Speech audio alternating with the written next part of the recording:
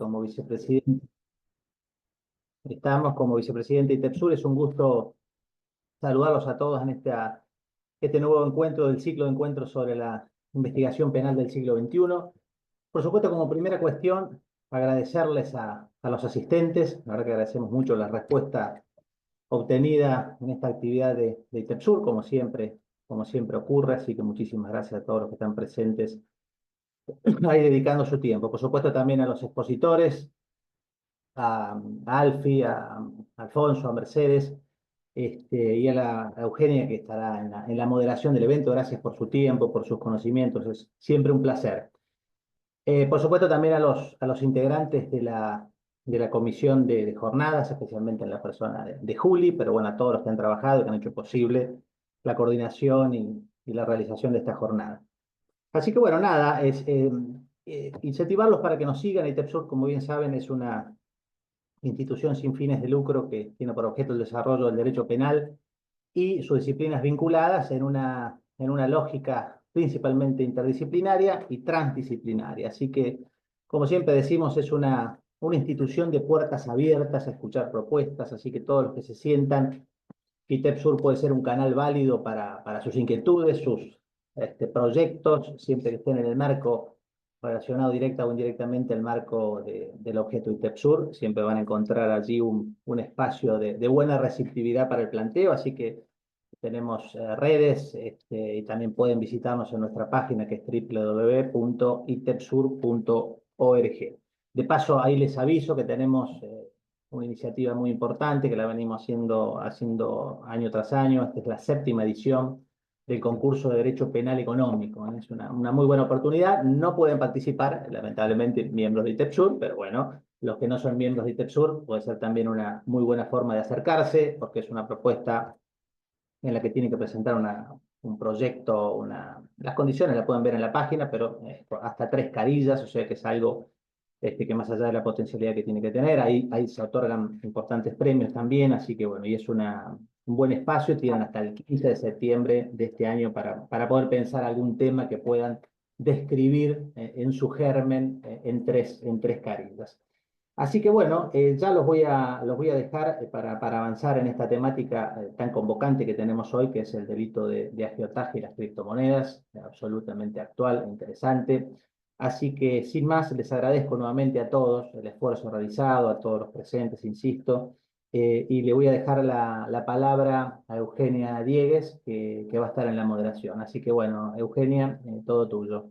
Muchas gracias, doctor. Buenas tardes a todos. Mi nombre es Eugenia Díez Gaviola y hoy voy a estar moderando este encuentro, que, como adelantó el doctor Scoponi, nos convoca un tema tan actual como complejo, que es el delito de agiotaje y su vinculación con el universo de las criptomonedas. Para ayudarnos a explorar esta temática, hoy nos acompañan 2 destacados profesionales, a quienes en breve voy a estar presentando, pero antes de iniciar, me gustaría comentarles algunas cuestiones. Primero, aprovechar para comentarles que en breve se va a llevar a cabo un nuevo ciclo de 3 encuentros por la implementación del Código Procesal Penal Federal, y el primero de estos encuentros va a tener lugar el 28 de mayo a las 18 horas, y vamos a contar con la presencia y la participación de Clarisa Fuentes, abogada de Mendoza, y Hernán Biglino, fiscal de la Ciudad Autónoma de Buenos Aires. Les sugiero que estén atentos a las redes sociales de ITEPSUR porque va a estar muy bueno, y pronto se van a estar publicando toda la información necesaria para las inscripciones. Por otro lado, les comento que en un ratito se va a estar enviando al chat del Zoom un link de Google Forms para que ustedes puedan completar con sus datos, ya que a partir de esa información se van a estar generando los certificados de asistencia que el instituto va a entregar en los próximos días. Cualquier duda me pueden consultar por privado en el chat. Por otra parte, les comento que vamos a contar con la exposición de 2 profesionales y que al final del encuentro vamos a abrir un espacio para las preguntas y consultas. El encuentro va a estar teniendo una duración aproximada de 1 hora y media, así que les pido que, a medida que vayan surgiendo las inquietudes, me las puedan remitir por privado al chat del Zoom, donde las voy a estar recopilando para extendérselas más adelante al final a los profesionales. También por eso les pido, por favor, que tratemos de mantener los micrófonos silenciados y evitemos las interrupciones para garantizar el orden y la claridad de las intervenciones.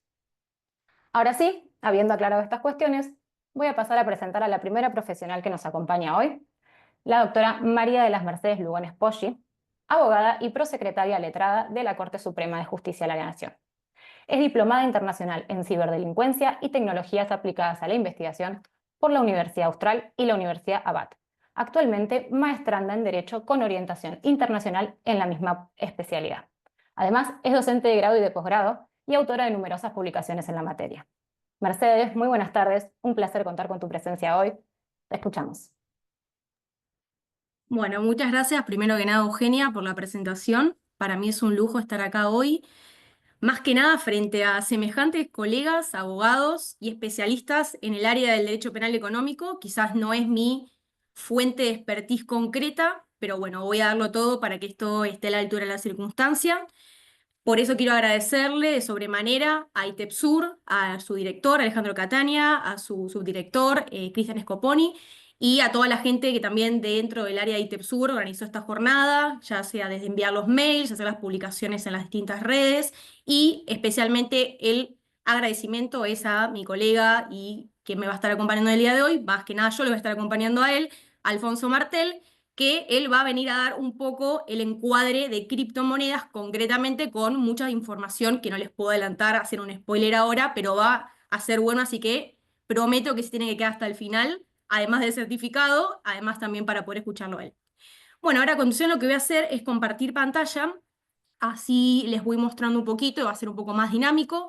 Como dijo la moderadora Eugenia, pueden hacer las consultas directamente con ella por el canal del chat, sin perjuicio de que en algún momento alguno quiera hacer algún aporte y en el caso que lo consideremos así relevante, lo podemos incorporar para que puedan participar en el mismo momento, así prenden el micrófono. Pero bueno, ahí ya comparto la pantalla y doy comienzo.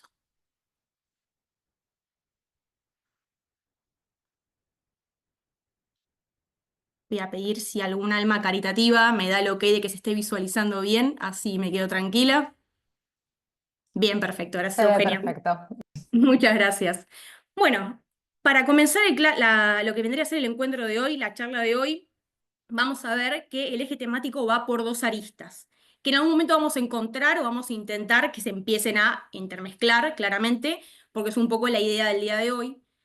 El delito de agiotaje por un lado y las criptomonedas. Un poco como yo suelo, al menos cuando preparo una charla, una clase, algún encuentro o algo similar, o uno quizás hace un artículo, me gusta saber de dónde venimos y hacia dónde vamos.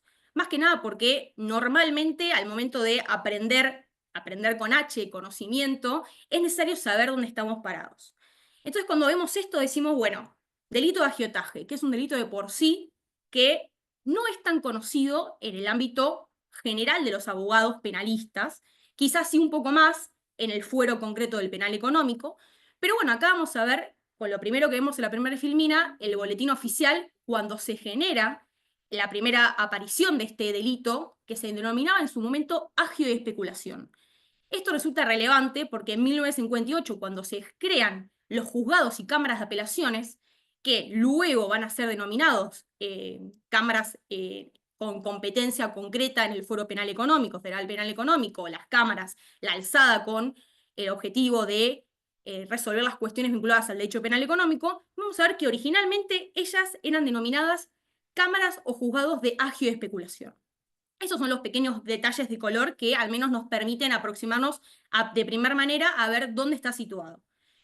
Como sigo con estos toques que suelo tener de ver dónde está situado el delito, vamos a ir viendo en los distintos proyectos penales que fueron surgiendo a lo largo de toda la historia, distintos artículos en los cuales ya se empezó a mencionar este delito de agio, denominado inicialmente como agio y especulación, y vamos a ver que en su mayoría se fue manteniendo el articulado, el número, el artículo 300, fueron haciendo distintas modificaciones, alterando o suprimiendo algún que otro inciso, pero para finalmente concluir con el artículo 300, inciso 1, que es el que viene un poco a fomentar el encuentro del día de hoy.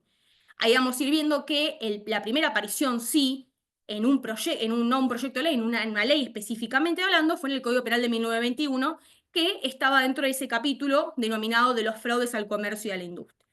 Como vemos, esto también fue más o menos equiparado en los distintos proyectos que fueron anteriores a este código.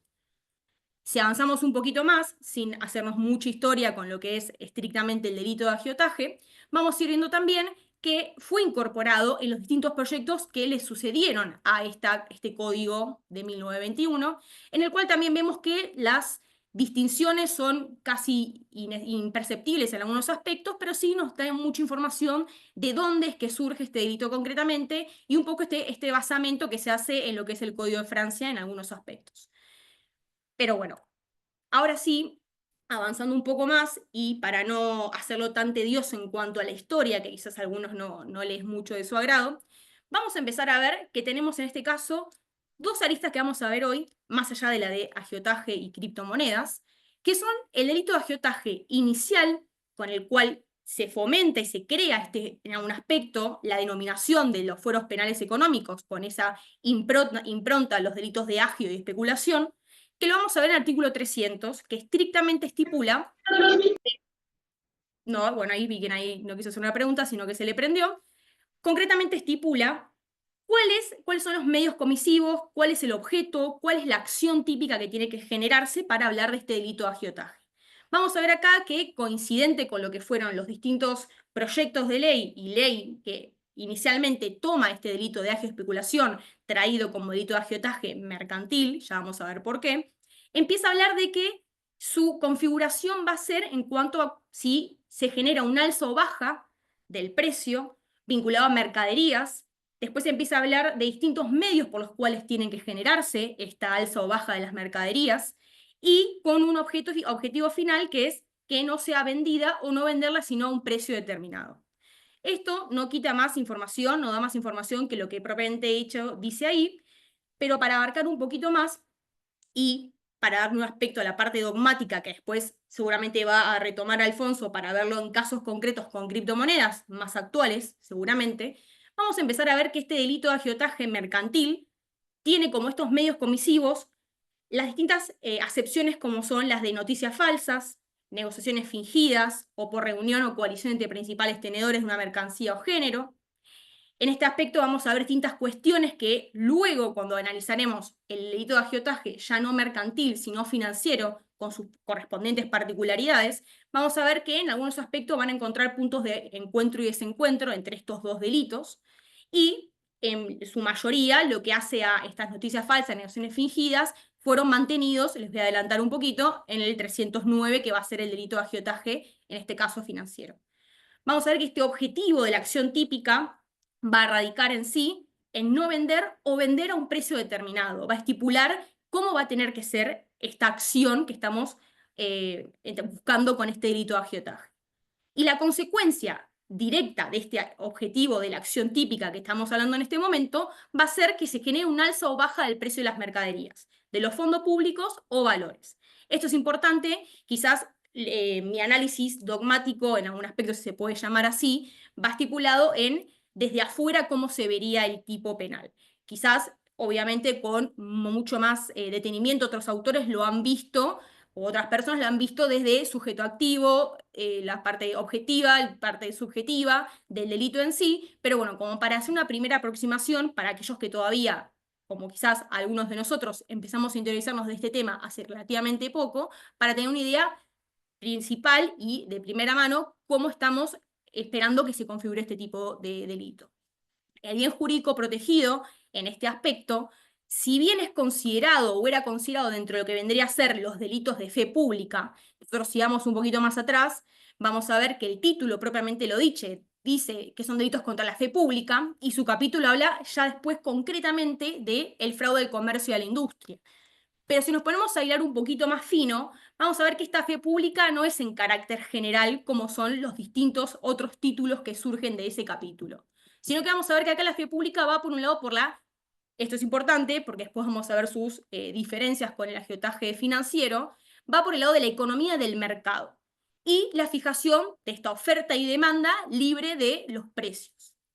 Entonces acá podemos concluir en algún aspecto que este delito de agiotaje mercantil, que inicia con este delito de agio y especulación allá por 1921, lo que va a buscar es, por medio de estos medios comisivos que son tabulados, son taxativos estos medios comisivos, con este objetivo de esta acción típica que es no vender o vender a un precio determinado, y con esta consecuencia directa que es que haya una alza o baja del precio de las mercaderías, fondos públicos o valores, lo que nos va a permitir es ver cómo se configurará.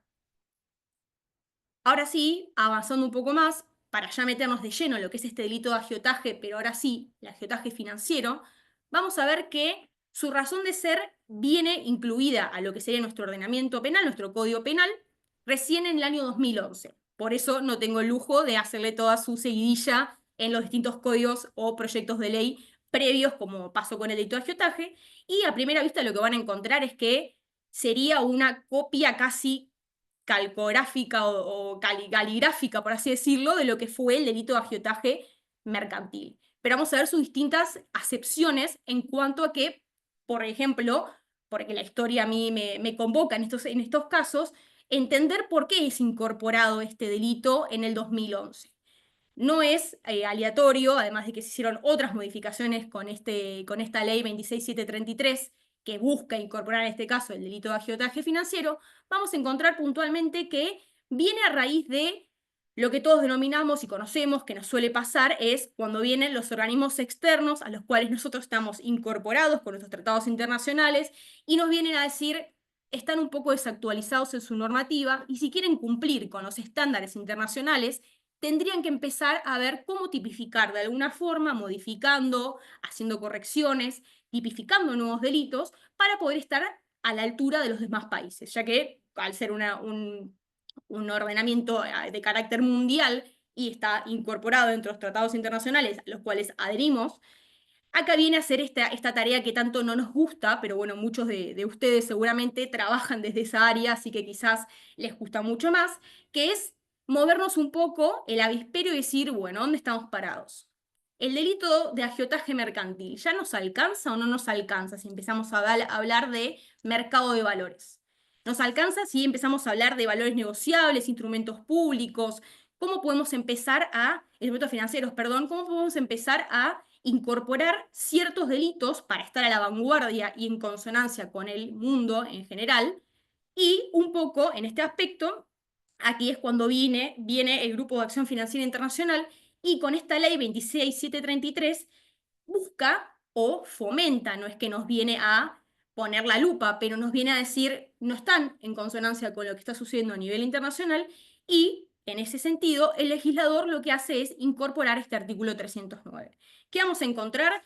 Que en esta ley que se implementa a raíz de esta visita o esta recomendación que nos hace el GAFI, encontramos que empiezan a sancionar distintas conductas ilícitas mediante esta ley, entre ellas la que hace al delito de agiotaje financiero, pero entre otras también habla de aquellas vinculaciones con información privilegiada, también habla de, bueno, acá concretamente la manipulación del mercado que nos empieza a entrever con este artículo 309, empezamos a ver también de la captación de ahorro no autorizada, otro de las aristas que también toma, y por último habla de la intervención para las adquisiciones de valores negociables no autorizados. Un poco vamos a ir viendo que en lo que hace la charla de hoy, para no meternos de lleno en lo que es la ley 26733, que habla de otros tipos de cuestionamientos, como veníamos diciendo hasta ahora, en lo que hace concretamente al 309, vamos a ver que estipula en un inciso en dos partes. Y empieza a generar distintas normativas o delitos que busca, en este caso, alcanzar. Vamos a ver que para poder hacer valer este artículo y que en algún aspecto sea un poco más, abarque un poco más y llegue en este caso a, por ejemplo, los valores negociables, que es lo que nos venían a decir, a recomendar desde GAFI como para poder hacer un tipo de modificación, encontramos que tipifica aquellas transacciones, aquella persona que realice transacciones u operaciones, que en este caso tiene que tener la particularidad que eso no solo va a ser alza y baja, sino va a ser subir, mantener o bajar. Vamos a ver pequeños detalles que se pueden traspolar entre uno y otro delito. El precio, en este caso, va a hablar de valores comerciales, valores negociables, como decíamos, u otros instrumentos financieros, que sería esta otra parte que veníamos acá diciendo hasta ahora. Y acá sí retoma los medios comisivos en el sentido de que habla de estas noticias falsas, negociaciones fingidas, coalición entre principales tenedores, etc.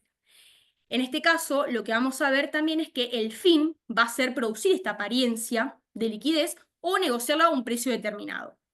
A su vez, en el inciso B vamos a encontrar otra variante que va a ser aquel que cometa el delito, se va a poder tipificar achacar esta conducta si ofreciere valores negociables o instrumentos financieros disimulando o ocultando circunstancias verdaderas o afirmando, haciendo entrever hechos o circunstancias. Para avanzar un poquito más en esta parte, y haciendo un poco mención a lo mismo que habíamos analizado al momento de hablar del artículo 300, inciso 1, vamos a ver que si vamos estrictamente al inciso A, los medios comisivos, tanto en el A como en el artículo 300, inciso 1, vamos a encontrar que tenemos estas noticias falsas, negociaciones fingidas, reunión o coalición, que son similares a las del 300, inciso 1, que fueron traídas en este caso. Vamos a ver que acá, como recién mencionábamos, hay una pequeña alteración en lo cual hace al objetivo de la acción típica, esto de subir, mantener o bajar el precio. Y acá empezamos a hacer la primera distinción también, que es, ya no hablamos, como decíamos antes, de las cuestiones estrictamente de mercado de capitales, sino que vamos a encontrar en este caso directamente cuestiones de valores negociables o instrumentos financieros. Es decir, antes hablábamos de mercaderías, ahora estamos hablando de valores negociables o instrumentos financieros. Estas son cuestiones que nos van a hacer un poco de ruido un poquito más adelante cuando empezamos a ver su vinculación con los criptoactivos o las criptomonedas en particular. Vamos a ver que acá la consecuencia va a ser esta forma de aparentar esta mayor liquidez, esta robustez en algún aspecto, o negociar los instrumentos financieros a un determinado precio. Por contrapartida, en el inciso B, vamos a ver que aquí sí va a ser una distinción en cuanto a los medios comisivos. Ya en este caso vamos a ver que se va a buscar que se disimule o oculten hechos o circunstancias que son verdaderas, afirmar o hacer entrever hechos o circunstancias falsas por su contrapartida. El objetivo va a ser ofrecer estos valores negociables o instrumentos financieros diferentes a los esperados. Y la consecuencia vamos a ver que va a ser similar a la que vamos a hablar en el inciso A. Obviamente acá, si empezamos a buscarle una vuelta en el sentido de cuál es el bien jurídico protegido, vamos a ver que acá va a ser distinto en cuanto al agiotaje mercantil, en el agiotaje financiero, ya que vamos a hablar de esta libre y transparente formación de los precios en el mercado. Avanzando un poquito más, vamos a encontrar, sí, algunos puntos de encuentro y desencuentro, que algunos los fuimos mencionando hasta ahora, pero no me quiero demorar mucho más. Vamos a ver que en cuanto a la manipulación, va a ser sí, vamos a hablar de una manipulación en ambos tipos de agiotajes, en el mercantil y en el financiero, pero en el agiotaje mercantil vamos a encontrar que lo que va a involucrar es concretamente información falsa o acuerdos entre comerciantes, esta difusión de información falsa o acuerdos entre comerciantes. Mientras que en el financiero ya empezamos a hablar de operaciones bursátiles, ya empezamos a hablar desde el lado del aspecto mercantil. Operaciones bursátiles engañosas, utilización de información privilegiada para influir en el precio de los valores. Después vamos a ver algunas distinciones en cuanto a dónde ocurre. Acá es lo que veníamos hablando recién, mientras que en el agiotaje mercantil vamos a encontrar que es un mercado de bienes y servicios que afecta a unos consumidores o comerciantes. Por contrapartida, en el agiotaje financiero vamos a encontrar que el ámbito ahora va a ser distinto, ahora va a ser dentro del mercado de capitales. Esto va a ser relevante porque si hablamos de un mercado de capitales, instantáneamente pensamos en la Comisión Nacional de Valores, que empieza a generar con esta ley de mercados de capitales, que es la 26831, empieza a estipular cuáles son o hasta dónde va a ser extensivo este mercado de capitales. O monedas, surge ahí, impactando a inversores y, ya en este caso, al sistema financiero. Entonces hablamos desde un aspecto que hablamos de mercaderías, ahora estamos hablando de valores negociables o instrumentos financieros. Hablamos de que afecta a bienes, el agiotaje mercantil y servicios, y acá estamos hablando de mercados de capitales. Empieza a agrandar o a ensanchar mucho más la figura aquella pensada en el artículo 300, por la cual en algún aspecto se crea o se da formación a lo que vendría a ser el Fuero Federal Penal Económico. Y ahora, para no demorarme mucho más y no dejarle poco tiempo a mi colega que va a venir ahora, y antes de hacer unas pequeñas menciones, primero para hacer un pequeño paréntesis y vinculado de los delitos que veníamos viendo hasta ahora y qué sucede con el derecho comparado. Nosotros vamos viendo que con esta lupa que nos pone el GAFI a decirnos, bueno, busquemos una solución para estar en el mismo escalón de tipificación de delitos o de incorporación de tipos de figuras penales dentro de nuestro ordenamiento penal interno, vamos a ver que quizás la comisión del delito, estrictamente hablando del mercado del agiotaje financiero vinculada a este mercado de capitales, va a ser considerada un delito de resultado. Mientras que vamos a ir viendo que en el derecho comparado, los distintos organismos de los distintos países de derecho comparado que han buscado incorporar estas figuras a su ordenamiento interno, al contrario, con nuestra legislación, ellos lo que fueron haciendo es generar ciertos aspectos puntuales en los cuales sí se puede tipificar o está tipificada internamente la comisión, ya simplemente, y no es necesario que sea un delito de carácter de resultado. Eso como para tenerlo en consideración de primera medida cuando querramos el día de mañana o nos encontramos ante un delito parecido o un hecho similar a los que fuimos viendo hasta ahora, y si quisiéramos en algún aspecto encuadrarlo en esta figura penal, ver que estamos frente a un delito de carácter de resultado. Pero un poco como para generarle los interrogantes que para mí son interesantes y que van a ser el vínculo directo con lo que va a hablar ahora mi colega Alfonso, es un poco el tema de esta acción delictiva que tenemos vinculadas con los criptoactivos. Nosotros, en la era de las nuevas tecnologías, en las cuales por un medio de un clic estamos acá, estamos allá, estamos todos hoy conectados acá, escuchándome, hablando mientras tanto con algún colega, mandando un mensaje, mandando un mail, nos encontramos con que los medios comisivos de delitos, a su vez, las personas que infringen la ley en algún aspecto, empiezan a utilizar esta posibilidad de este ciberespacio para cometer ciertos delitos. Entonces, con esta nueva comisión de delitos, y un poco en consonancia con lo que es el convenio de Budapest de ciberdelincuencia, que se busca adaptar y se incorporó a nuestro ordenamiento legal, lo que se busca es tipificar esos delitos que puedan llegar a tener algún tipo de vínculo en el cual ya el carácter sea transnacional, en el cual donde se comete este delito sea en el ciberespacio. Entonces, con esta pequeña introducción a estos temas, que a mí me gustan bastante, vamos a ir viendo que cómo es posible quizás, y al menos esos son los interrogantes que yo voy a dejar para que después los podamos ver entre todos. ¿Cómo es posible que exista este cuadro típico de la acción delictiva, que sea cometida en este caso con criptomonedas, si es que la podemos enmarcar en alguno de los delitos, por ejemplo, el que trajo a la charla del día de hoy, que es el delito de agiotaje, si no es en agiotaje o si lo podemos englobar en algún aspecto en el delito de estafa, o si no es en estafa, si nos basamos en este carácter residual de la estafa y vamos a la defraudación. Entonces, un poco en lo que hace el agiotaje en sí y las cuestiones que para mí son relevantes para que después Alfonso las pueda retomar y contestemos al final claramente, es empezar a plantearnos si dentro de este delito de agiotaje podríamos hablar que la criptomoneda es un valor negociable. Vamos a hacer la siguiente pregunta, que cae un poco, va de suyo con esto, ¿está regulada la criptomoneda por la Comisión Nacional de Valores? Muchas de las respuestas ya las tienen más que aceitadas. O, por ejemplo, podemos decir, ¿está considerada como un instrumento financiero? Son las pequeñas cuestiones que nos haremos si el día de mañana estamos frente a un caso similar y querramos ver si podemos achacarle esta conducta y encuadrarla después en este delito de agiotaje. Después lo siguiente va a ser, si alguna de estas preguntas fueron sí o no, va a pasar lo siguiente en cuanto a si sucede lo mismo con los security tokens, que yo sé que lo va a hablar Alfonso, así también le dejo un poco la palabra en este sentido. Después podemos hablar también de los sandwich attacks, que también lo va a nombrar él, y ver si estás dentro de estos medios comisivos que hablaban de divulgación de información falsa, negociaciones fingidas, si quizás puede dentro de estas negociaciones fingidas encuadrar o no el delito. Si estas opciones no nos dan por respuesta sí, quizás vamos a ir a la vieja y confiable estafa, que siempre nos viene a salvar de esos problemas típicos legales en los cuales no podemos englobar en ninguno de los delitos, pero sabemos que es un ilícito y debe ser penado. Podemos empezar a hablar si esta criptomoneda, como se decía al principio, era dentro de los valores patrimoniales, los criptoactivos y puntualmente las criptomonedas, ¿son considerados un valor patrimonial? Hoy ya con el diario del lunes podemos decir que sí, son bienes, podemos empezar a hablar de eso si queremos, está específicamente regulado, quizás como bien o quizás, por ejemplo, si hablamos cuando hacemos las declaraciones juradas, si tenemos que informarlas sí o no, ya estas cuestiones un poco ya están medio mermadas y ya no hay una respuesta tan dubitativa.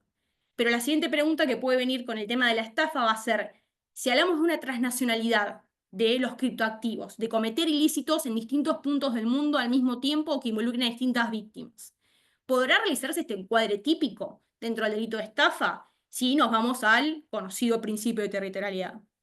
Y por último, Si, como decíamos recién, la estafa, así todo, no nos alcanza y vamos a la defraudación, la primera cuestión va a ser esta relación de género y especie con la estafa en cuanto a si se va a convertir en atípica esta operación con criptomonedas por el carácter residual que tiene la defraudación pensada al momento de, dentro de posterioridad del delito de estafa.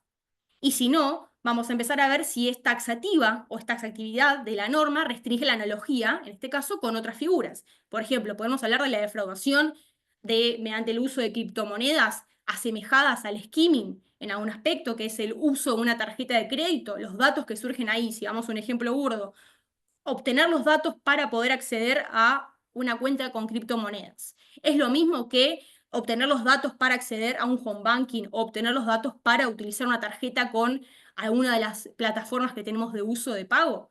Al menos son unos pequeños interrogantes que en algún aspecto quizás lo va a poder zanjar Alfonso con lo que viene después, pero si no es un poco unas preguntas, planteos que me vinieron a mí a la cabeza al momento de preparar un poco esta charla. Así que sin más, creo que estamos bien de tiempo. Le cedo la palabra a Eugenia y si no, en tal caso, Alfonso, si viene directamente él. Muchas gracias por todo.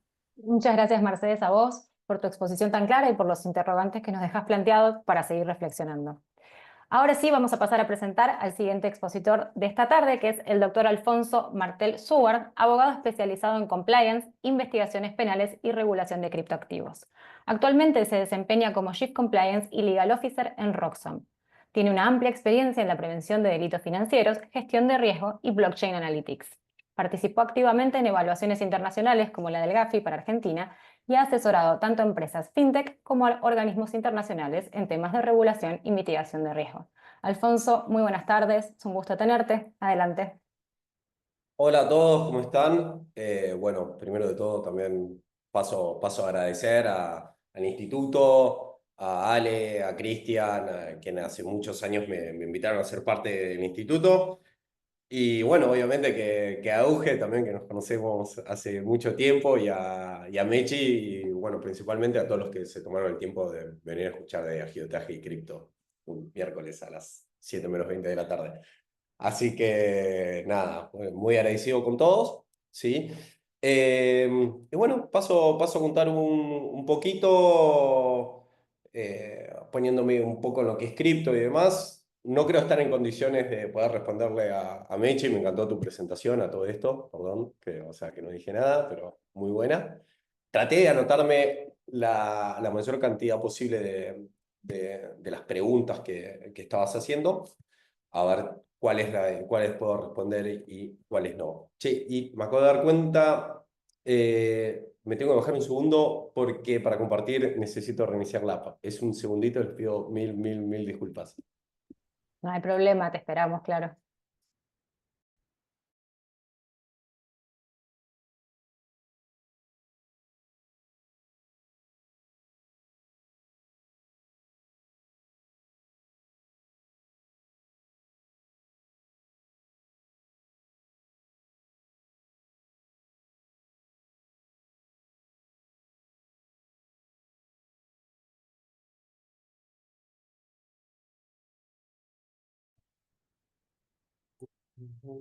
Bueno, y ahí sí, ya volví, así que les pido disculpas nuevamente por la desprolijidad. Yo voy dejando todo seteado. Y ahora sí les paso a compartir. Cualquier cosa, entiendo que las preguntas las hacen a través de Euge. Yo feliz de poder compartir. No sé quién es el admin de la reunión, pero necesito que me dé permiso de administrador para compartir.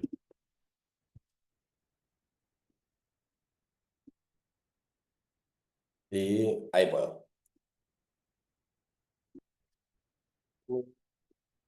Ya se está viendo, ¿no? Sí, lo vemos. Sentar. Mm. Ahí. Bueno, primero de todo, quedó medio mal esta slide porque estaba literalmente anotando las cosas que iba diciendo Mechi para poder ir respondiendo. Y antes de pasar a contarles de diferentes modalidades en las que se puede o en las que se podría cometer este delito o estos delitos en cripto, creo que hay un par de conceptos que está bueno que repasemos o pensemos entre todos. Sí. El primero de todos es, ustedes piensen que cuando nosotros hablamos de un proveedor de servicios de activos virtuales, que es la denominación legal a la que se le da a quienes están comerciando con cripto, si yo le pregunto a todos, che, o sea, ¿usás cripto? Sí. No te voy a decir en qué proveedor de servicios de activos virtuales usas. Te voy a preguntar en qué exchange lo usas. Exchange, chicos, significa bolsa. O sea, vos vas al New York Stock Exchange, tipo el NYSE, el London Stock Exchange, o sea, la bolsa de Londres. Entonces, lo primero que tenemos Perdón, que... Sí, sí, me parece que no estás compartiendo el slide, o por lo menos yo no lo veo. no estoy viendo... Vamos de vuelta. Quedó la pantalla de Google. Ahí está, Ahí se ahora sí ve. se ve. Dale. Gracias.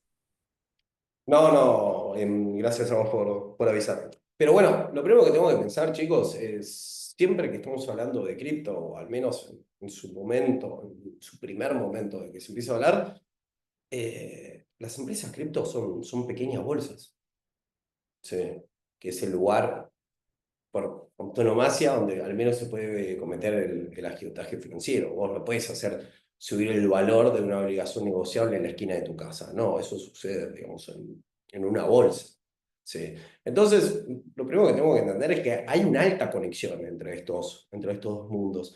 Después, un montón de ustedes me van a decir, che, pero yo uso, no sé, qué sé yo, X empresa, uso Wenbit, y yo no lo veo en un order book. Un order book es cuando vemos apiladas, digamos, todas las órdenes de un lado y las órdenes de otro lado. Ahora les armé un par de imágenes. Va, yo no, ChatGPT armó un par de imágenes para que yo les pueda mostrar esto. ¿Sí? Pero básicamente, muchas veces también lo que ustedes normalmente utilizan es lo que en la jerga conocemos como wallets, que la wallet en algún sentido sería el front de un exchange donde ustedes no están, digamos, poniendo una orden de, che, yo quiero comprar un Bitcoin a 94.000, sí, y esperan a que alguien mete una venta a eso. Es simplemente juegan contra una persona que está, o contra una entidad que está jugando con mecanismos de stock. Esto, si me pongo muy técnico o algo, párenme, porque es bastante importante que se entienda esto para poder hablar de lo que viene. Sí. Después, una cuestión que es muy importante para que se entienda el agiotaje financiero. Para que vos puedas manipular, en términos generales, los precios de un activo, el activo tiene que ser poco líquido y tiene que estar en pocas manos. En términos generales, ¿eh? No siempre, incluso cuando veamos la parte de sandwich attacks, eso ya no tiene nada que ver con la liquidez, pero para vos hacer una manipulación en un mercado, se te tienen que dar todas estas condiciones, si no es muy difícil cambiar el precio de un activo extremadamente líquido, con mucha profundidad, etcétera. No, es casi imposible, diría. Después, se nombró mucho al Gafi, obviamente un participante muy importante en esto, pero bueno, para aquellos que no lo sepan, y esto es importante, hay otro organismo así, internacional que pisa bastante fuerte en esto, que es IOSCO. Un poco quien nuclea a las CNBs de los distintos países y quien pone los principios globales que impactan en el mercado de capitales. ¿Sí? Incluso IOSCO es el primer organismo internacional, al menos que yo tenga constancia, que se puso a tratar la cuestión de DeFi. DeFi, para aquel que no sepa, es vos cripto lo podés aplicar contra una empresa que vende, que qué sé yo, y que su giro de negocio es la venta de cripto, o podés jugar contra smart contracts, un mundo full automatizado, full robótico y demás, y que funciona, ¿no? O sea, los smart contracts son líneas de código que dicen, che, si pasa A, si el input es A, el output tiene que ser M. Y eso lo que genera, digamos, es que todas las cuestiones que nosotros estamos acostumbrados a hacernos a través de nuestro banco, como pedir un préstamo, a veces el préstamo se lo estás pidiendo a una máquina que no tiene a nadie atrás. Entonces, Yosco se empezó a meter en eso porque, de vuelta, recordemos, cripto funciona como una gran bolsa. O sea, la forma de comerciar cripto, la verdadera forma de comerciar cripto es la de una bolsa.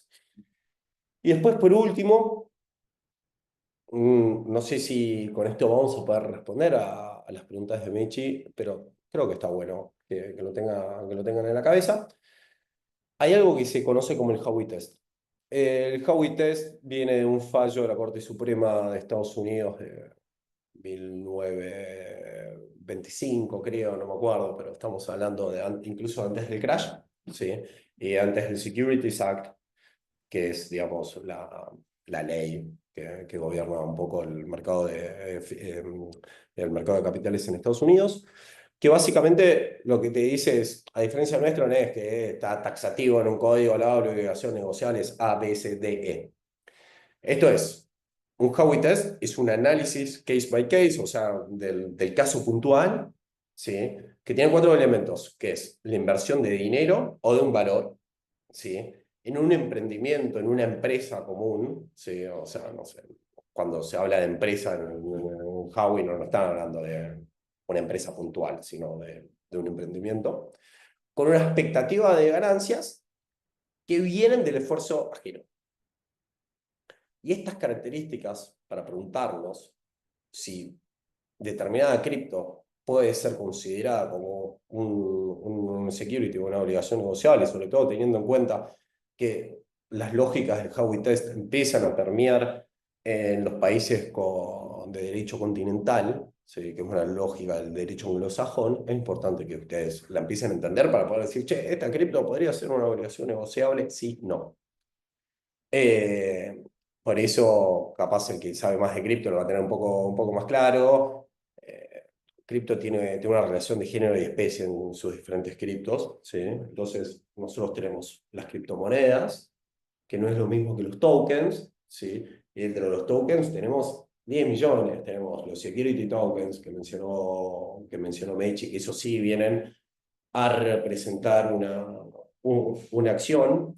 Pero también tenemos los utility tokens, por ejemplo, tenemos las stablecoins, tenemos 10 millones de cosas, ¿sí?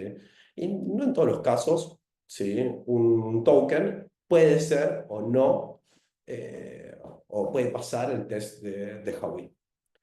Ahora, con estos conceptos que de vuelta, si me puse muy técnico, yo no tengo, o sea, me pueden preguntar y demás, porque es importante que se entiendan para lo que viene. Les voy a contar de 4 maniobras diferentes puntualmente en las que podríamos estar frente a agiotaje, y después les voy a mencionar 2 más, pero mucho más por encima.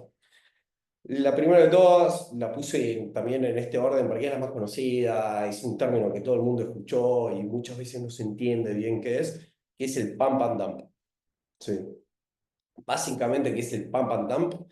Es cuando se infla artificialmente el precio de determinado cripto. Ahora, hay muchas maneras de inflar, o sea, los precios en cripto. No te digo infinitas, pero es un mundo bastante creativo. Pero básicamente acá lo que tenemos que pensar que una bolsa, no sé si alguna vez tuvieron la oportunidad de ver un order book, es nada, es una especie de libro contable, apilado, si quieren, ahora cuando terminamos les muestro uno, donde hay órdenes de compra y órdenes de venta, ¿sí? Y básicamente el precio se mueve por las lógicas del mercado. Si nadie quiere comprar algo, va a valer cero. Si todo el mundo quiere comprar eso, va a valer un montón de plata, ¿sí? Entonces, el pump and dump, sí, o sea, se infla artificialmente determinado precio, pero no a través o sea, de compras y ventas que pueden ser fingidas o no, sino a través de noticias. Sí. Entonces, para que efectivamente el valor se pueda mover a través de noticias, ¿sí? Necesitamos o que sea muy chica la liquidez, ¿sí? De esa manera son tan pocos los tokens en circulación que ya solo una orden de compra sube el valor de todo, ¿sí? O que quien lo está contando tenga mucho peso, al menos en ese mercado. El mejor caso para contarlo es Elon Musk y Dogecoin. No sé si saben qué es Dogecoin. Dogecoin es una meme coin, ¿no? Es uno de esos tokens que vieron que les dije, che, tenemos muchos tipos de tokens. Bueno, las meme coins, como su nombre, son memes, no tienen ningún tipo de utilidad. Dogecoin es la cara de un perro, que es un un símbolo muy normal en el mundo cripto. Hay 1000 criptos que tienen referencias a perros, ¿sí? Y nada, cada vez que Elon Musk mete un tweet, o no sé cómo se llama ahora que la plataforma se llama X, pero bueno, cada vez que Elon Musk escribe algo en X, el valor de Dogecoin recontra se va para arriba. Pero sube una infinidad. Si justo estás ese día en Twitter y ves que Elon Musk postea algo de Dogecoin, comprá.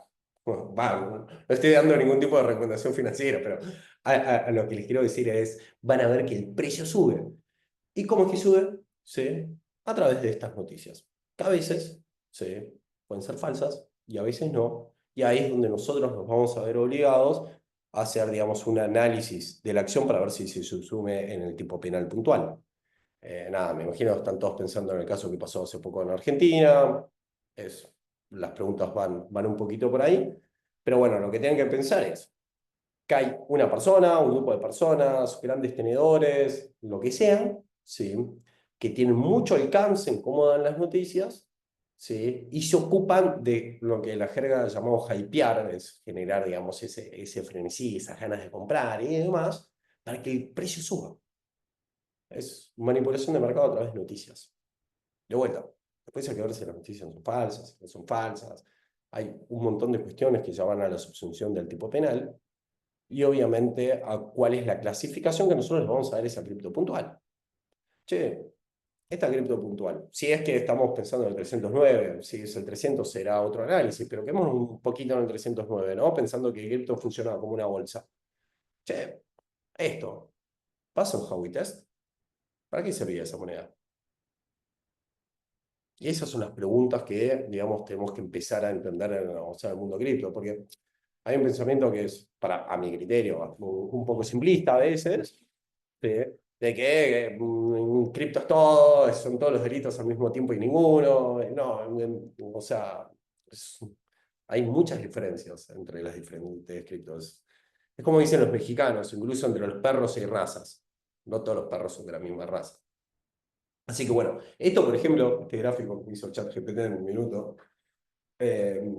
acá lo que está mostrando es la típica movida de un pump and dump. Ahora, ¿qué es lo importante para que podamos hacer una identificación? Vieron que hablamos de los grandes tenedores, de la poca liquidez, etc. ¿Para qué voy a hacer yo subir un precio, ¿sí?, si no es para otra cosa que hacer una venta? Yo quiero subir el valor del activo para venderlo caro. No tiene ningún otro tipo de ciencia. Entonces, veamos un poco el gráfico. Arranca, precio estable, empezamos a meter las noticias, sube, sube, sube, y después hacemos una venta masiva. ¿Qué es lo que hace esto? Nada, hago plata. La venta masiva, después cuando veamos cómo es un order book, lo que hace es bajar el valor del activo. Para entender eso, tengo que entender un poco más de cómo funciona el mercado financiero, de cómo se gestiona y cómo se materializa técnicamente, porque va a ser lo que se llama barrer el libro. Pero bueno, de esta manera, en términos generales y muy por encima, funciona un pump and dump en cripto. Después tenemos algo que se llama el whale wall spoofing. Esto sigue la lógica, este gráfico que estamos viendo acá, sigue la lógica de un order book. No es puntualmente un order book, pero esto sigue la lógica de un order book. Nosotros tenemos acá órdenes de venta y acá tenemos órdenes de compra, lo que se llaman bid and asks. ¿Ok? Entonces, ¿qué es un whale wall spoofing? Veamos este caso inventado, ¿sí?, donde lo que estamos viendo es que hay pocas órdenes, tanto de venta como de compra, ¿sí? Vamos a ver que estas órdenes de venta son chicas, estas órdenes de compra, una es chica y la otra es gigantesca. ¿Ok? Entonces, en este mundo de poca liquidez, de grandes tenedores, ¿sí?, que están haciendo abuso del mercado por su posición privilegiada, ¿sí?, ¿qué van a hacer? Van a meter una orden en el libro en contrario. En este caso tenemos de vuelta ventas y compras. muy grande. Al hacer eso, y al haber poca liquidez y poca profundidad, cuando hablamos de profundidad estamos hablando de la cantidad de operaciones que podríamos apilar en uno y otro lado, ¿sí? De vuelta, yo sé que es muy técnico esto, así que por favor párenme, no tengo ningún tipo de problema. ¿Sí? Lo que genera es una distorsión de mercado. ¿Por qué genera una distorsión de mercado? Yo tengo acá órdenes de venta por 52 y 51. Y tengo una orden de compra gigantesca 50. ¿Esto qué hace? Que los pocos tenedores que tienen para vender dicen, che, yo no voy a vender nunca 52. La voy a meter a 50. Y cada vez que la meten a 50, esta orden que es grande va a barrer ese pedacito. Esta orden, fíjense, llega hasta 1000. Si estos dos bajan su precio a 50, esta orden va a bajar hasta acá, más o menos. O sea, acá no llegan a 150 entre las dos. Entonces todavía va a estar operativa para el resto de las 850 que quedan. Entonces, esta ballena después simplemente retira la orden. ¿Y qué es lo que hizo? Obligó que los vendedores bajen su precio, ¿sí? Poniendo poquito de su capital, pero porque tiene una posición dominante, y simplemente hace que se mueva el valor del activo a su criterio. Por eso, de vuelta, es tan importante entender para este delito, sobre todo el financiero, la importancia de la liquidez y de las asimetrías cuando hay grandes tenedores, porque pueden hacer abuso de la posición. Si no, o sea, de vuelta, si no es imposible hacer esto. Tiene que haber estas asimetrías. Entonces, fíjense, acá lo que estamos es simplemente engañando al resto del mercado, generándonos una percepción errónea, provocando reacciones, porque bueno, es un mercado, acá está gente vendiendo y comprando. Si vos vendés el mate, este que tengo en la mano, a 10, y están todos vendiéndolo a 5, y si vos no querés venderlo, vas a tener que bajar a 5, si no te lo vas a quedar. ¿Sí? Entonces, podría llegar o no a ser una negociación fingida, ¿sí? Porque la única, digamos, la única finalidad de esta orden es mover el mercado. Es una orden que vos después levantás, ni siquiera la vas a dejar vigente, ¿sí? Y nada, vos moviste todo el mercado. Ahora, importante, ¿sí? De vuelta, esto solo funciona cuando es un libro, cuando el libro, digamos, donde están las órdenes, tiene poca liquidez. ¿Por qué? Porque si hubiese un montón de estas, ¿sí? Si este número 52 estuviese repetido la misma cantidad de veces que me permite comer estos 1000 del volumen de orden, cuando esta gente baja, necesariamente se va a, digamos, esta orden de compra va a barrer todo el libro y se va a llevar todo. Entonces no es que la va a levantar habiendo puesto un poco de capital. Va a haber puesto toda la orden. Porque las órdenes barren el libro, ¿entendés? Van buscando, taca, taca, taca, y se van llevando todo. ¿Se entendió? Bueno, imagino que sí. Después, tenemos el whale wall spoofing.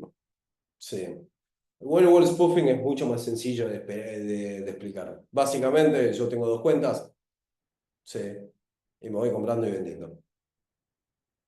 Nada. Vendo caro, compro caro, vendo caro, compro caro, vendo caro, compro caro, etc. Y como esto es un libro de órdenes, y yo que esto quiero operar, empiezo a ver que cada vez las órdenes de venta y compra empiezan a subir de valor, yo voy a hacer, no voy a vender más barato, voy a vender más caro.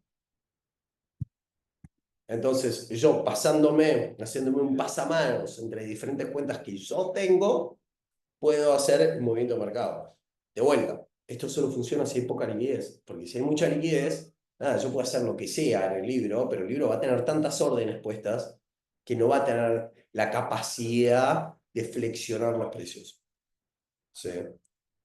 Entonces, acá, importante, recordemos, es una sola persona moviendo, comprándose y vendiéndose, perdiendo plata técnicamente, porque las operaciones por lo general tienen una comisión, se paga un costo de comisión, ¿sí? Porque el exchange algo tiene que cobrar, ¿sí? Pero con la finalidad de subir tanto el valor que después reviendo mi posición por mucha plata. Y obviamente que una vez que eso pasa, y estamos entre activos que muchas veces no tienen un subyacente real, ¿sí? No es que estás comprando, no sé, oro tokenizado, por decirte, capaz que sí, existe el oro tokenizado, pero se está comprando Dogecoin, que compraste Dogecoin a $50 y después, no, o sea, no tenés sustento para mantener ese valor. No, o sea, no tiene un subyacente real, salvo cuando Elon Musk tuitea algo. Pero el resto del tiempo, nada, te vas a querer morir si gastaste $50 en una Dogecoin. Nada, automáticamente el precio va a estar en 0,50 de vuelta. Pero bueno, este es mucho más sencillo, o sea, este es más simple para entenderlo. Y este, si los demás les parecieron un poco complejos, este es todavía un poquito más complejo. Pero esto para mí es el gran futuro y esto es lo que menos se habla, porque todo el mundo dice, oh, pam, pam, dump. Sí, leyó en algún diario que pusieron pam, pam, dump y lo repiten y demás. Esto es bastante más de nicho. A ver, ¿esto cómo funciona? En términos generales, sí, una blockchain, como dice su nombre, una cadena de bloques. En cada bloque están los datos de transferencias. Entonces, si yo le quiero mandar un Bitcoin a Euge, que me encantaría tenerlo, o sea, no lo tengo, pero si lo tuviese, mi Bitcoin de mentira, mi paper Bitcoin, yo le mando a la red, sí, a la blockchain, mi orden de transacción, y eso entra en una gran bolsa que se llama mempool, y eventualmente va a venir un minero, va a decir, che, el próximo bloque lo quiero hacer yo, entre ellos compiten, nada, bastante largo, ¿no? O sea, no va al caso, y va a agarrar mi transacción y se la va a mandar a Eugen. Técnicamente igual a blockchain no mandas nada, simplemente se anota, pero bueno, no importa, en este ejemplo se la mandamos a Eugen. Ahora, ¿qué pasa? En cada bloque entran un montón de transacciones, ¿sí? Con distintos precios y con distintas comisiones de transacción. Vos cuando querés hacer una transacción en blockchain tenés que pagar una comisión. Es como si fuese, imagínense que vas en la autopista y el carril rápido te cobran, o sea, el peaje de carril rápido fuese más caro. Bueno, lo mismo. Entonces, ¿qué es lo que sucede? Vieron que les dije que yo mando una transacción y entra en una bolsa que se llama mempool y se queda ahí flotando hasta que viene un minero, un validador. Esto no funciona en Proof of Work, sino en otra cosa que se llama Proof of Stake, de tipo Ethereum. Y casi todas los tokens funcionan en Ethereum Virtual Machine. Y lo mete en el bloque. Entonces, ¿qué es lo que sucede? Yo soy ese minero, ese validador, y puedo agarrar un montón de transacciones con diferentes comisiones y diferentes precios y diferentes un montón de cosas, ¿sí? Entonces, ¿qué hago? Yo estoy, digamos, operando con un bot, y esto funciona así, es así como les digo, y agarro. Imagínense una orden de compra. No, una orden de venta a un precio chico, sí. Una que él la puso Eugenia, a esa orden. Después yo me autopongo una orden de compra a ese precio. Atrás me pongo una orden de venta alta, porque yo sé que Julia había colocado una orden de compra más alta. Entonces, ¿qué hago? Yo me meto en el medio, sí. Hago subir el precio del activo que yo compro, ya sabiendo de antemano cuál era la orden que iba a poner Julia. Entonces, voy de vuelta porque es bastante complejo. Sí. Euge, Julia y yo estamos operando en un exchange descentralizado. No enfrente de una persona, sino enfrente de un smart contract. ¿Sí? Todo esto está corriendo en la blockchain. Yo tengo un bot, yo aparte armo bloques, ¿sí? Porque soy un validador, un minero, ¿sí? Y tengo un bot que está peinando todo el tiempo esta bolsa que se llama la mempool, donde yo estoy viendo las transacciones. Veo que Euge pone una orden de venta, ¿sí? de un Ethereum a $1000. Veo que Julia tiene una orden de compra a 1500, ¿sí? Entonces yo digo, bueno, voy a meter la orden de venta y la orden de Julia en este bloque, pero en el medio voy a poner una orden de compra y una orden de venta mía, ¿sí? Una orden de compra por $1000 a Euge y una orden de venta por 1500 a Julia. Entonces, yo, al poder entrar en el mempool, ¿qué te va a decir? Tengo una información muy privilegiada de cómo son las posiciones, ¿sí? Y nada, distorsiono a gusto. Esto se llama un MEV attack. Sí, este particularmente es un sandwich attack dentro de los MEV attacks. Y es por esta razón que IOSCO, sí, ya está hace varios años hablando de DeFi. Porque estos son digamos, las modalidades del futuro. Es como poder operar con el conocimiento de la bolsa. Es muy loco. Y todo esto de vuelta, es con bots, todo automatizado, lo seteás, pasan un montón de cosas. Sé que es bastante complejo, mátenme a preguntas cuando terminemos. Sí, porque nada, esto requiere que todos tengan conocimiento del mercado de capitales y cómo operar en el mercado de capitales. Nos obliga mucho a salir de la abstracción de los libros del derecho. Después, últimos dos casitos que se los paso por encima porque no, tampoco quiero marear a nadie. Están los flash loans. ¿Sí? Un flash loan, sí, es un préstamo que te hace un smart contract, ¿sí? Que vos en el mismo bloque tomás el préstamo y lo devolvés. Entonces, tipo, tenés que apilar todas las operaciones para que caigan en el mismo bloque. Esto lo que a vos te permite es, de repente, sacar un montón de plata prestada, operar contra un activo, ¿sí? Con toda esa plata prestada, como metés una operación tan grande de compra, el activo necesariamente va a subir de valor, vos al mismo tiempo ya devolviste la plata. Entonces, usaste plata ajena para meter una orden enorme que hizo que suba un activo, en este caso otra cripto, y todo, tipo, todo en el mismo instante, o sea, todo en la misma transacción. Sacaste prestado, compraste y devolviste. Eso es un flash loan. Ha habido casos muy grandes, ¿sí? De que se inflaron precios. Hubo un caso en 2020, que es este de Fulcrum, que no me quiero poner muy técnico, pero bueno, crearon como un BTC falso, un Bitcoin falso, le hicieron subir el valor, ¿sí? El que le hizo subir el valor obviamente tenía un montón de ese Bitcoin falso, después lo vendió y se compró un montón de Bitcoin real. Entonces, nada, rompió todos los esquemas. Pero bueno, esto fue 2020, estamos hablando de otras capitalizaciones de mercado, muy difícil que eso pase ahora. Y obviamente manipulaciones de precios cuando hay nuevos tokens, con todas estas lógicas que ya hablamos del pump and dump, del boost trading. Nada, cuando vos armás un nuevo token y sos el principal tenedor, es muy sencillo hacer cualquiera de estas modalidades. Y es muy fácil armarse un token. Miren esto. O sea, esto es la Solana Token Factory. Es un mecanismo no code. No code significa que no tiene que saber codear. Nada, es un data entry. Ponemos, no sé, token name, alfie.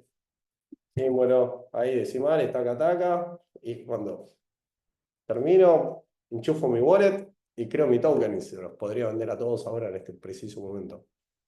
Así de fácil es armar uno, o sea, es hacer una ICO hoy por hoy. Así que bueno, nada, espero que dentro de lo poquito o sea, que se haya podido comprender, es súper complejo explicar mercado de capitales y es mucho más complejo cuando lo explicamos en cripto, pero nada, mátenme a preguntas. A mí me costó un montón entenderlo en su momento, así que súper dispuesto a responder y demás. Muchas gracias, Alfonso, por tu intervención y por acercarnos a todos a estos conceptos que seguro para muchos de nosotros son muy novedosos. Y bueno, ahora, como adelantamos al principio, vamos a hacer algunas preguntas, las que fueron llegando por el momento.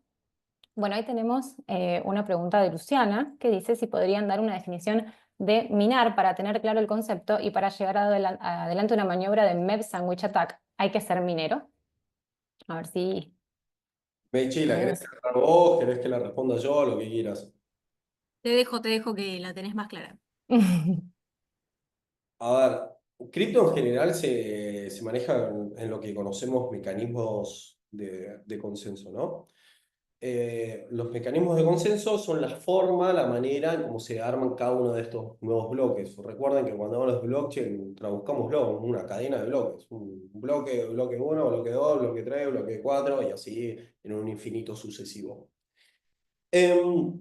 Entonces, hay muchas maneras o muchos tipos de mecanismos de consenso. El más normal es el que conocemos como Proof of Work, que es el propio de los mineros, es el de la minería y es con el que arranca Bitcoin. Básicamente, Esto seguro a alguien le trae recuerdos de la pandemia, donde se puso de moda minar y todo el mundo minaba. La minería es una competencia entre mineros. Imagínense que Mechi, Ezequiel, Euge, Julia y yo somos mineros, ¿sí? Y es como que estamos corriendo una carrera. El que llega primero a la meta es quien gana el derecho a hacer el nuevo bloque, que vos querés hacer ese nuevo bloque porque querés las comisiones de las transacciones y aparte, en el caso de Bitcoin, porque en cada nuevo bloque se crean nuevos Bitcoins. Entonces, si tenés la suerte de armar un bloque, te llevas mucha plata. ¿Ok? Em, para hacer esto, para hacer esta competencia, no, se imaginarán, no es literalmente una carrera, o sea, no hay nadie corriendo, sino que están haciendo una cuenta matemática, una cuenta de factorización. Somos todos abogados, así que me imagino que nadie tiene muy en la cabeza qué es factorizar, pero factorizar es la descomposición de un número que fue multiplicado por números primos, bla, bla, bla, bla, bla, pero básicamente cuando vos querés factorizar, no es que tenés una manera, una fórmula matemática directamente de descomponer, sino tenés que ir probando, ¿entendés? Tenés que ir poniendo 1 por 1, 1 por 2, 1 por 3, 1 por 4, así hasta que lográs el número. Cada bloque que se hace sí, tiene una fórmula de factorización que los mineros tienen que resolver, y de vuelta, como no tiene una forma lógica de resolverlo, se resuelve a través de hacer una especie de ataque de fuerza bruta, que sería básicamente ir haciendo las cuentas para lograr ese resultado, y el que logra el resultado matemático primero gana la capacidad de minar. Por eso, la minería hoy por hoy es, nada, vos para minar, tenés un rig de minería, que son un montón de placas de video especializadas, etcétera, y nada, las pones a competir. Entonces, el que tiene la compu más cara, ya no son computadoras de escritorio ni nada, no estoy simplificando, pero el que tiene la compu más cara gana. Entonces, si mi computadora es mejor que la de ese, y los dos estamos combinando el mismo bloque, y yo lo voy a ganar. Eso básicamente es minar. Minar es el mecanismo de consenso, ¿sí? En el cual los mineros están haciendo, ¿qué te voy a decir? Están resolviendo una fórmula matemática, y el primero que resuelve la fórmula matemática es el que puede armar el bloque, ¿sí? Donde va a meter las transacciones, se va a llevar las comisiones, se va a llevar los nuevos bitcoins, ¿sí? Y se crea el nuevo bloque, y así sucesivamente, y así ad infinitum. Eso es la minería. ¿La minería es para MEV attacks? No, la minería no es para MEV attacks. No se puede hacer un MEV attack en Bitcoin, por eso está el MEV antes.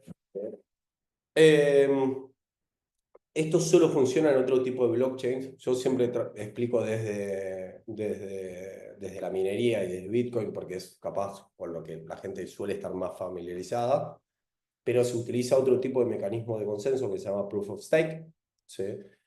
Que es diferente, no hace mucho sentido que lo explique acá, pero no es que se pueda hacer un ataque MEV tipo en Proof of Work o en Proof of Stake, sino que la diferencia es que en este tipo de blockchains, que son las basadas, o es la Ethereum Virtual Machine, que es la blockchain de Ethereum, o las basadas en Ethereum Virtual Machine, permiten que haya contratos inteligentes.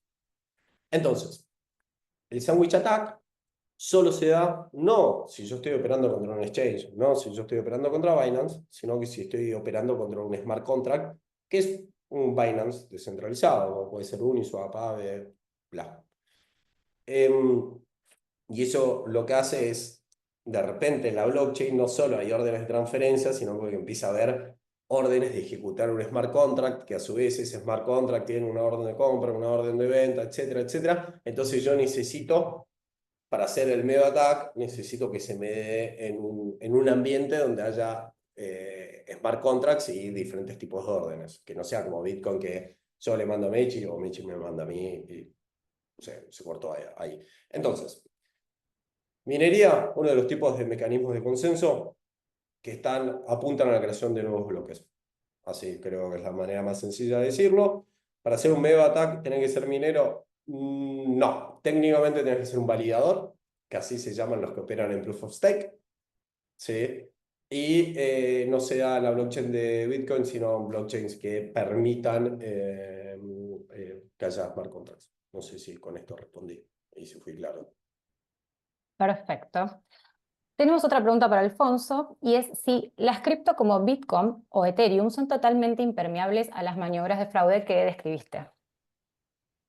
Las criptos como Bitcoin o Ethereum, yo creo que en este estadio sí, porque ya son mercados muy líquidos. O sea, a ver, me puedo fijar ahora, pero me imagino que hoy por hoy el market cap de Bitcoin es, a ver, vamos a pispear un poco. Hoy por hoy el market cap de Bitcoin, 19, a ver, son 6 9 tiene 13 dígitos. Así que creo que es 1 trillón, no estoy muy seguro, pero es 1.900.000.000.000 y muchos números más. ¿Sí? Así que imagínense, o sea, para yo poder mover eso, debería tener una gran cantidad de los bitcoins para poder meter una orden lo suficientemente grande, sea de compra o de venta, para arrastrar a todo el mercado. Y Ethereum tiene un número que quizás es un poquito más sencillo, que son 216.000.000.000 de dólares, o en inglés, porque vieron que es, para nosotros lo decimos diferente que en inglés, son 216 billion dólares. De vuelta, tenés que tener mucho Bitcoin o mucho Ethereum para poder hacer esto. Antes sí podía, ahora yo te diría que es imposible. Bárbaro. Bueno, continuamos. Esta pregunta no está dirigida a nadie en particular, así que siéntanse libres, Mercedes, Alfonso, de tomar la palabra. Y a los fines del tipo penal de agiotaje, ¿consideran que las criptomonedas son valores negociables o instrumentos financieros? ¿Hay regulaciones en este sentido? Bueno, me parece que creo que viene para mí. Alfonso, si no, igual decí lo que vos quieras en este sentido. Pero un poco es el interrogante que planteé al principio. Y si nos vamos estrictamente a lo que dice la Comisión Nacional de Valores con la Ley de Mercado de Capitales, está estipulado cuáles son los valores negociables, está dentro de esto, de esta Ley de Mercado de Capitales, está en su articulado, mientras que el caso de los instrumentos financieros podría llegar a ser, si vamos un poco con la doctrina, algunos doctrinarios consideran que en algún aspecto las criptomonedas podrían llegar a entrar en instrumentos públicos, instrumentos financieros, perdón, más que nada porque es un poco más amplia la definición.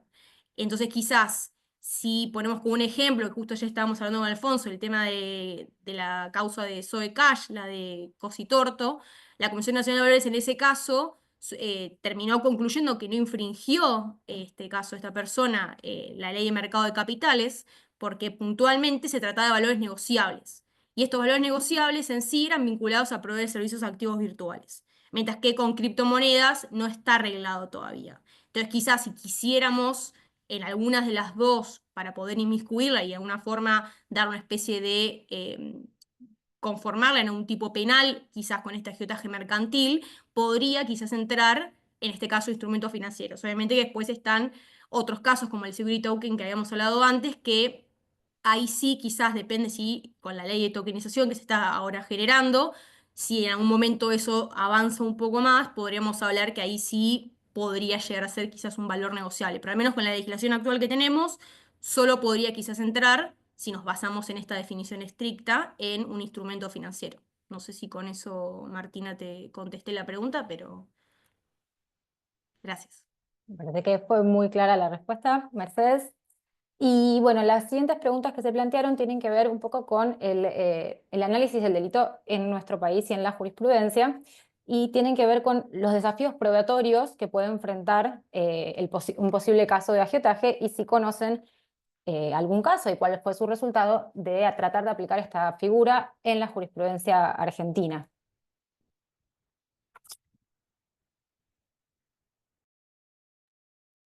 Yo, perdón, antes de saltar, si quieren, a esta pregunta, tengo algo para agregar al anterior. Y esto también o sea, lo hablamos con Meche, que podía ser que había partes que no sabíamos si vamos a estar tan de acuerdo.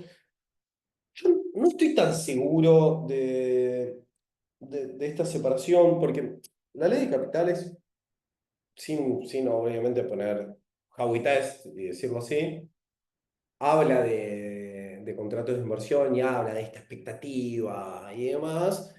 Y también en alguna que otra oportunidad el titular de la CNB ha dicho, yo lo tengo que ver caso a caso, a ver si un token particular puede ser considerado como un criptoactivo. Por otro lado, lo que dice Mechi es absolutamente verdad. Tenemos el caso de Sobecash, que es enorme, ¿sí? Que recontra podía ser clasificado de esa manera, y la CNB salió a decir, che, esto no es una obligación negociable, no tiene nada que ver conmigo. Pero yo no sé si es una respuesta tan tajante. Después, bueno, tendremos 50 millones de discusiones, principio de legalidad, qué tipo de elemento es, che, es un elemento descriptivo, es un elemento normativo, cómo lo construimos, y 58 millones de cosas. Pero no, yo, o sea, no, de vuelta. Yo no sé si tengo una posición tomada, pero creo que se podría interpretar para todos lados. Y después, en cuanto al antecedente, creo que vos, Mechi, tenías uno, ¿no? Que me habías comentado. Sí, quizás un poco con los antecedentes y quizás también que recordaba recién cuando hablaste del tema del whale wall spoofing, que como que para asemejar con lo que vos mencionabas, con un antecedente que sí existe, es acá cuando hablamos del whale wall spoofing, hablamos de que un mismo operador intercambiaba tokens, o sea, era el mismo el que intercambiaba los tokens, ¿no? Es un poco lo que más o menos mencionaste o era la segunda filmina. No, ese es el Wash Trading. Ah, wash trading, perdón. Bien, bien, porque creo que la filmina decía otra cosa, capaz me confundí yo. Bueno, en ese aspecto quizás lo que encontré, un fallo que sí es de hace años, ya quedó un poco obsoleto, pero es un fallo de la Corte que habla en sí, que se llama de Carabasa, que en este caso, quizás si lo podemos hacer asemejable a este supuesto que decías vos, hablaba de una misma persona que tenía en una misma sociedad, era el titular de dos sociedades y él mismo hacía la compra y venta y hacía esta maniobra similar en el sentido de él era el único que realizaba las maniobras de compra o de una mercadería o compra de un caso concreto, creo que si no me mal acuerdo, comprador y vendedor de las acciones eran las empresas Canale y Celulosa, que es un fallo en 1981, claramente ya quedó obsoleto, pero en ese sí se toma el caso del artículo 300 y un poco habla de esta necesidad de qué sucedería y si se puede aplicar. Quizás el artículo 300 ese quizás en el inciso 1 quedó un poco ya obsoleto, pero bueno, hay un par de fallos recientes que todavía no llegan a la Corte, pero uno es fallo de Albano, que también habla del agiotaje mercantil. Después, bueno, tenemos este caso que es de público conocimiento, que también está en algún aspecto pensado si puede llegar a ser agiotaje mercantil o no. Lo último que se sabe, al menos de público conocimiento, es que la Justicia Penal Económico se declaró incompetente y lo remitió al Fuero Federal. Pero bueno, quizás esos son los casos que tendremos que estar un poco más atentos de ahora en más para ver cómo se investiga, cómo se va produciendo la prueba. Es probable que, un poco yendo con lo que más me especialicé en este último tiempo, que es el ciberdelito, vamos a ver que va a haber una transnacionalidad, vamos a tener que contar con información de distintos países, a utilizar estos convenios de canales de cooperación que existen entre los distintos países para ver cómo llegar a la información. Eso va a ser clave a mi modo de entender, pero bueno, quizás ese caso concreto, que es el último que tenemos ahora como más en la ola de este último tiempo, nos puede servir un poco para ver para dónde disparar y cómo investigarlo. Buenísimo. Muchas gracias. Eh, bueno, vamos con la última pregunta, estamos por el tiempo, de Marco, que dice, ¿cómo se encuadran los delitos relacionados con criptomonedas como el agiotaje, la estafa y el fraude dentro del marco del derecho penal en Latinoamérica, considerando la falta de regulación específica en la región? A partir del caso Malon Lam y Dial Serrano, quienes enfrentan cargos por robar y lavar más de 230 millones de dólares en criptomonedas. ¿Cómo deberían las legislaciones latinoamericanas adaptar sus figuras delictivas tradicionales como el lavado de dinero y la estafa para abordar eficazmente los crímenes transnacionales relacionados con criptoactivos?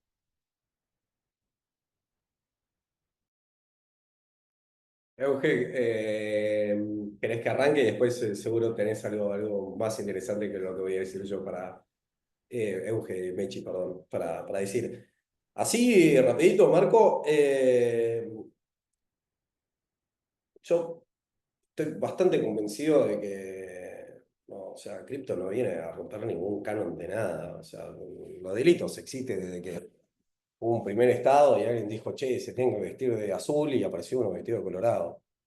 Nada, lo más inherente al ser humano del planeta.